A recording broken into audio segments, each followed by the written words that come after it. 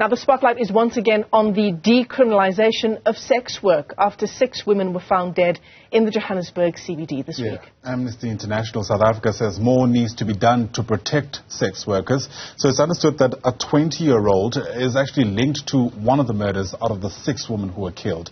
So let's focus on the strides, perhaps the lack thereof, in making sex work legal in this country. For that, we're joined by Amnesty International South Africa's Executive Director, Shenilla Mohamed, live to us via video link this morning. Shenilla, thanks for your time and patience. It's great to have you on the program.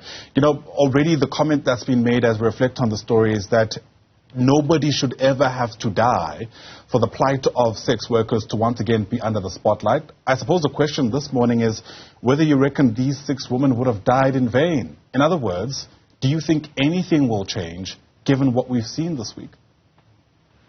Good morning, Ayanda, and good morning to your viewers. I mean, I think, Ayanda, first of all, it's really the levels of violence in this country are just, horrendous. And then, of course, when you look at the most vulnerable groups, if you look at who are the majority of sex workers, the majority of sex workers are young, usually black women who are really doing sex work in order to feed their families and their dependents, and that is the reality of sex workers in this country. I mean, people don't go into sex work in South Africa in particular because, they think it's a great thing to do. It's often out of desperation. And I think, that we have been fighting, and others, in this field have been fighting for decades for the decriminalisation of sex work, for the simple reason that everyone has the right to be protected under the law. Everyone has the right to be safe. And also, decriminalising it will give these people rights that they don't have and will make them less vulnerable to abuse, even from police and state officials. So, we are going to continue to fight for this. I mean, there is some hope on the horizon, but, the reality is that it's taking too long. And what we're calling for is immediate decriminalisation. What are they waiting for? What is the issue? These women have the right, women and men have the right to be protected under the law of this country. Yeah, it's hard to think that in 2022, given how progressive our constitution is, this would still be a sticking point. It raises questions about whether or not you feel we are winning the moral argument, which some people may say is where, the difficulty is, at least for ordinary people who are distanced from the sector. We are living in a secular state, but many will tell you that we're still largely conservative as a society, and there are still individuals who see this as a morally reprehensible profession, and on that basis wouldn't necessarily throw their weight behind decriminalizing sex work.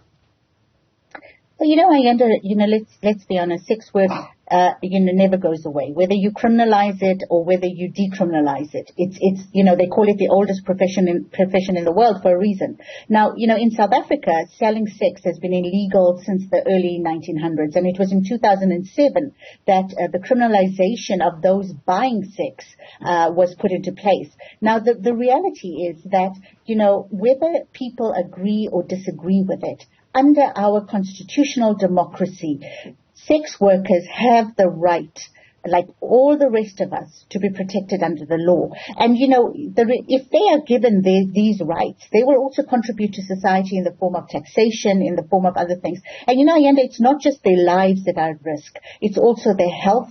Sex workers are really, really stigmatized when it comes to health services, when it comes to education for their children. I mean, there's a lot of discrimination that takes place. And, I think that people need to really look into their hearts and ask themselves, why would you want someone to be put out there to be massacred in this brutal way because they are too afraid to go to the police, because they know that even if they do go, they will not be heard, because they cannot go to the doctor like you and I?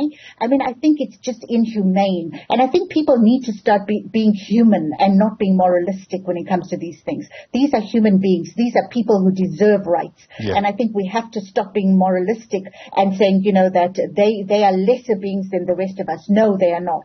It's certainly a human rights issue. It's interesting you mentioned police. I mean, in many instances, we've heard sex workers who are speaking on the basis of remaining anonymous saying, ironically, a lot of the injustice that they feel comes from the very police who should protect them. So in a context where we are able to successfully decriminalize sex work, there's the added challenge of trying to ensure that the individuals who are tasked with carrying out that law are not the ones who continue violating it. Well, I think, what is sorely lacking, and I don't mean this for the entire police force, but in many aspects of the police force, is firstly an understanding of societal issues, but secondly, accountability. In some instances, police officers feel that they have power, and when you are vulnerable, when under the law you are not protected. So imagine a sex worker goes to report that there's a man who's stalking them, there's a man who's trying to kill them, and you know that if you go to the police, you'll get arrested for being a sex worker, and that you have no protection under the law. It makes you even more vulnerable, so you will not go. I mean, when you look at this particular story in the CBD, the women there had been going missing for some time.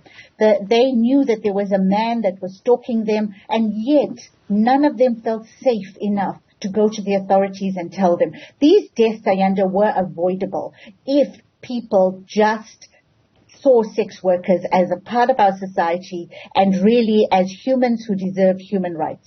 Absolutely. Incredibly important story. We really do appreciate your take on this Wednesday morning. Shenilla Mohamed is the Executive Director of Amnesty International South Africa. Once again, thanks very much indeed for your time.